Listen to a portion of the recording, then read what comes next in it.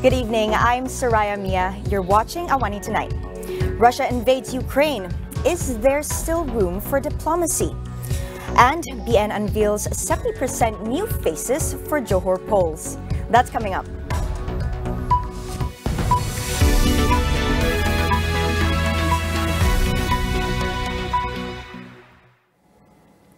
We start tonight with developments in Ukraine. Russian forces have launched a major assault on Ukraine with reports of missile strikes and explosions in major cities, including the capital, Kiev.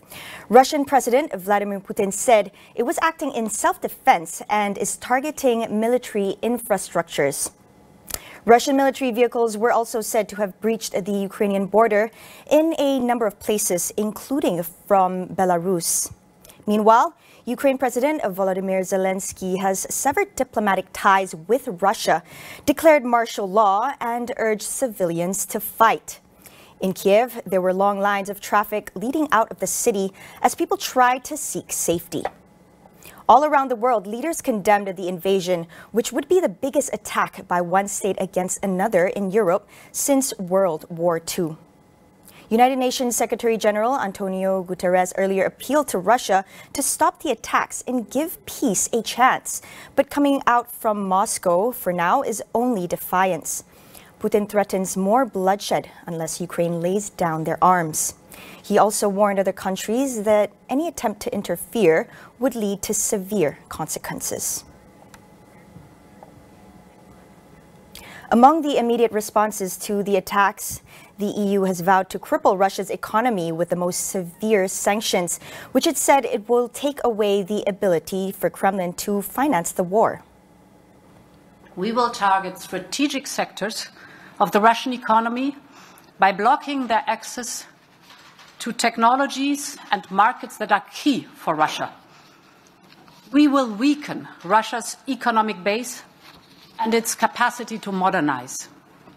And in addition, we will freeze Russian assets in the European Union and stop the access of Russian banks to European financial markets. Russia's target is not only Donbas. The target is not only Ukraine. The target is the stability in Europe and the whole of the international peace order.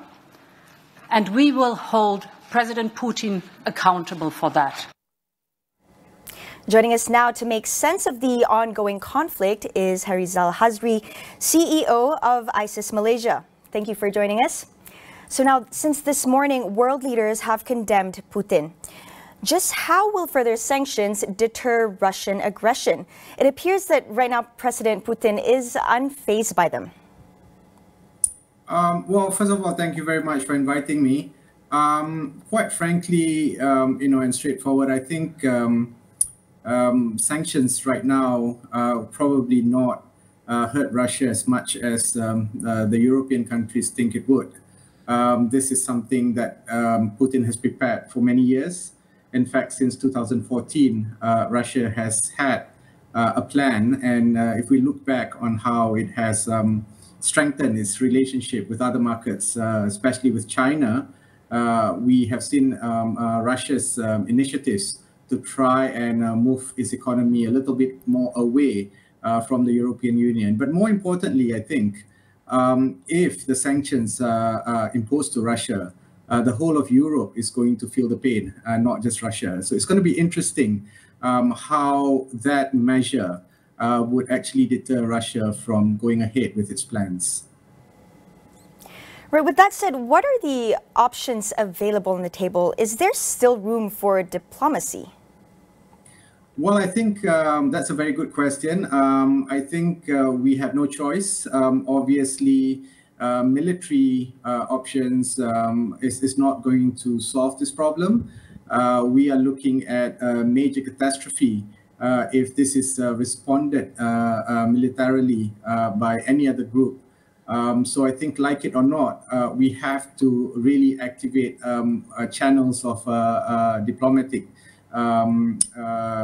negotiations, for instance, with Russia. Now, whether if that is going to be helpful or not, we have to wait and see. But quite frankly, I don't think we have any other choice. as you mentioned just now, what will bring Russia back to the path of diplomacy?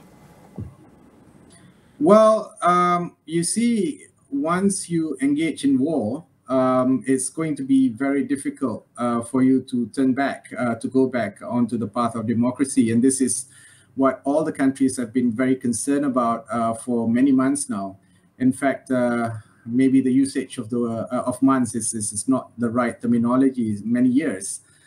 So, deterring Russia from what happened this morning was priority, but obviously that's behind us. Now, any country that has moved into an act of aggression, it's very difficult for us to try and get the country back to the diplomatic table. But having said that, we shouldn't stop. We have, the international community have to continue to engage. I think other powers who are friendlier to Russia should also step in and try and find a diplomatic solution so that we don't face a humanitarian crisis, we don't face an economic crisis because of this. And the world has had enough, quite frankly. I mean, COVID itself has, dented the world's economy at large. And really, we don't need another crisis right now. Absolutely. Now, Malaysia is relatively far from the conflict, but how destabilizing can this be for the region? Well, the problem is that in a very globalized world, we are not very far from what's happening in Russia and in Ukraine. The world's economy is extremely integrated. I think whatever happens in, somewhere, geographically far from Malaysia would still have an impact to Malaysia. So some of the impacts that I can possibly see is that the increase of food prices. First of all, oil prices have hit very high today, and this is definitely going to have an impact on our consumer products, because we all know once oil prices spike, other products will follow suit. Russia and Ukraine both are also major producers and exporters of wheat. This would also have ripple effects on a lot of food prices.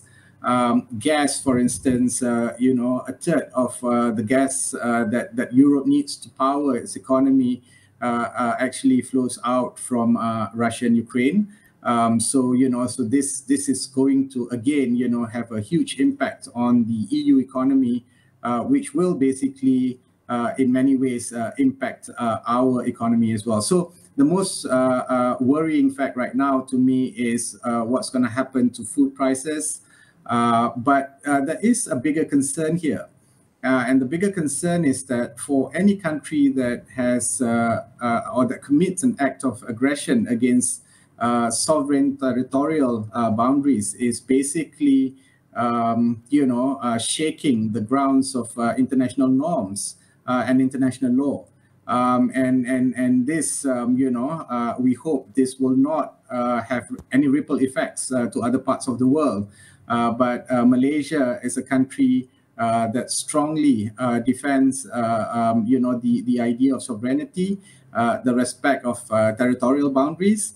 And we hope that, this incident will not basically lead to some other aggressions in other parts of the world.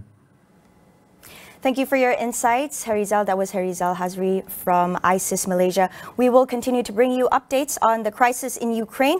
Stay tuned to Astro, AWANI and AstroAwani.com.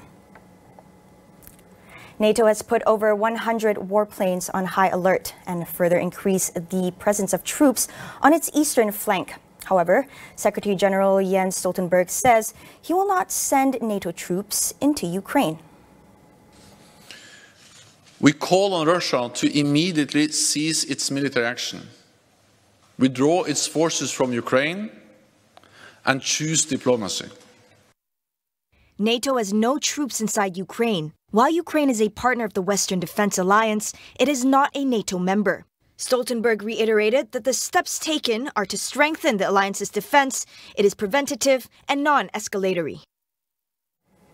Meanwhile, oil prices rose above $105 a barrel for the first time since 2014 after Russia attacked Ukraine, deepening concerns that a war in Europe could disrupt the global economy. Stock markets, including in Asia, slumped today while the price of gold rose as investors sought shelter in safe haven assets. Russia is the second biggest exporter of crude oil and is also the world's largest natural gas exporter. While Asian economies face lower risks than Europe, those that need imported oil might be hit by higher prices if supplies from Russia are disrupted. Time for a quick break. Stay tuned.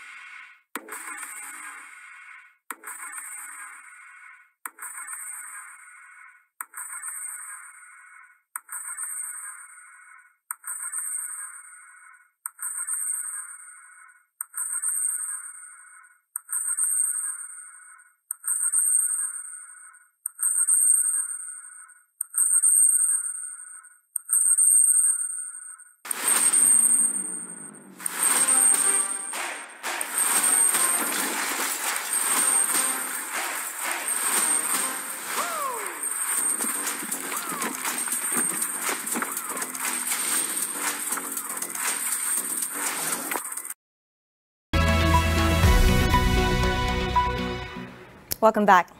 Close contacts to COVID-19 positive cases who had received a booster dose and are asymptomatic will no longer have to quarantine effective 1st of March.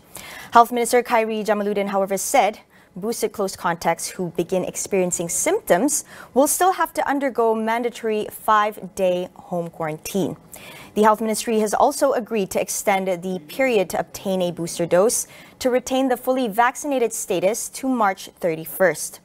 This involves Sinovac recipients over 18 and senior citizens with any vaccines.